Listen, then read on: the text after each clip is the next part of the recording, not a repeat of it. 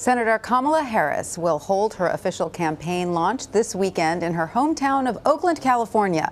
Before that, she spoke at her alma mater, Howard University. Here's why she believes she's the best candidate.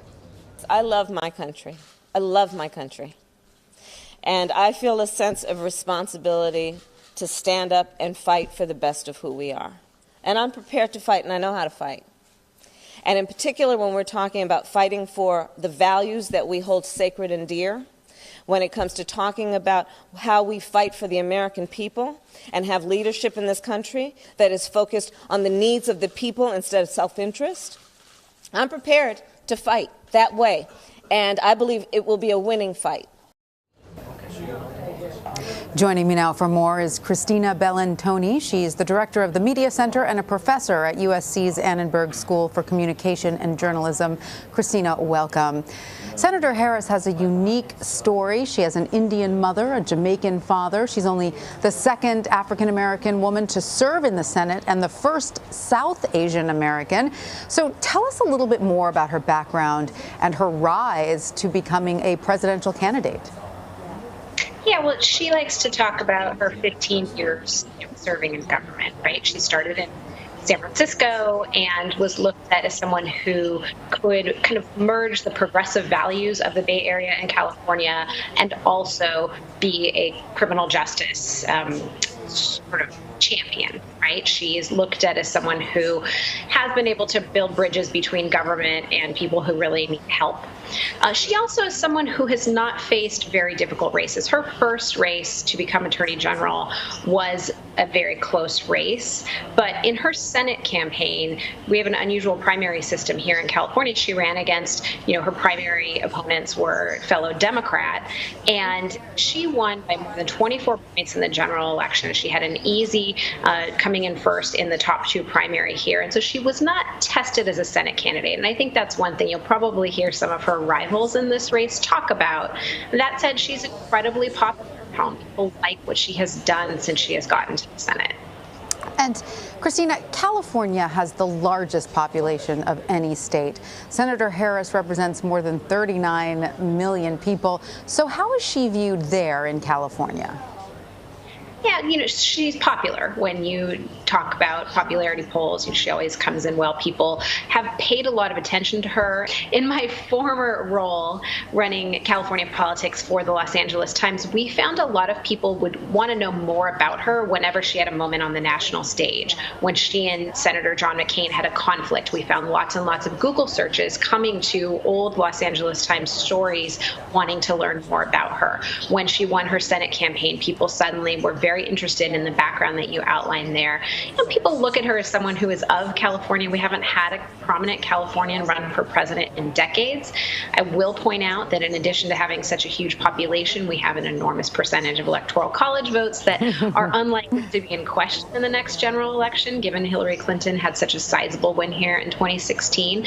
But in this primary campaign, it's going to be incredibly influential. We're only 407 days out from the March 2020 California primary, and we do a lot of our voting by mail in California, and it's really important for people to keep in mind that Californians will be casting ballots by mail when the Iowa caucus results are announced. Indeed, they will be. So that is a very good point. Now, what are some of Senator Harris's top policy priorities? I mean, right now, she hasn't really been able to distinguish how that's any different from some of the other people who've already announced their candidacy. Everyone seems to have a little bit more in common than not at this point. So what are some of her specific policy priorities?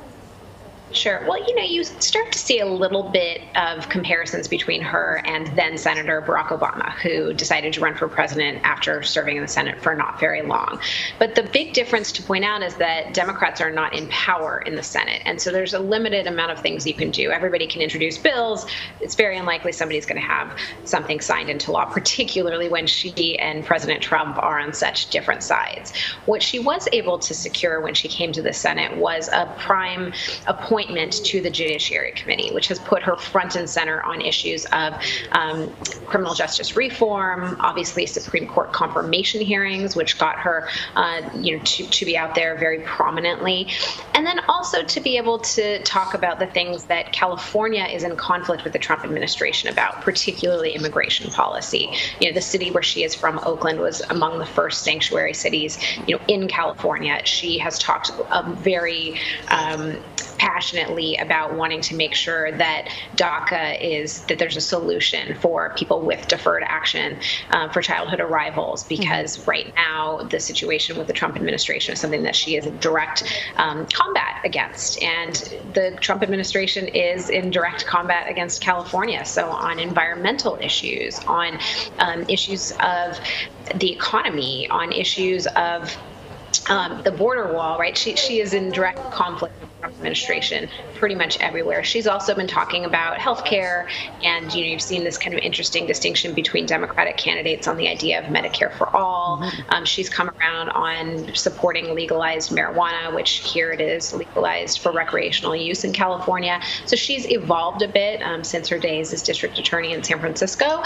And as Attorney General, you have to make sure that you're upholding the laws of the state. And then if you're also a politician and thinking about your next job, she has had to talk about her own ideals, which didn't always add up with the role that she was playing. Now, as a U.S. Senator, she has a lot of ability to, push any legislation she wants, and the Democratic fight is going to be really about who thinks they can defeat President Trump in 2020, not necessarily about these little policy differences on the margins, because in reality, Democrats are pretty similar in their priorities. It's interesting to hear you talk about her evolution from attorney general to presidential candidate. I'm sure people will delve into that a lot more in the days ahead. Now, Senator Harris will make her first campaign stop not in New Hampshire or Iowa, but in the first southern primary state, South Carolina.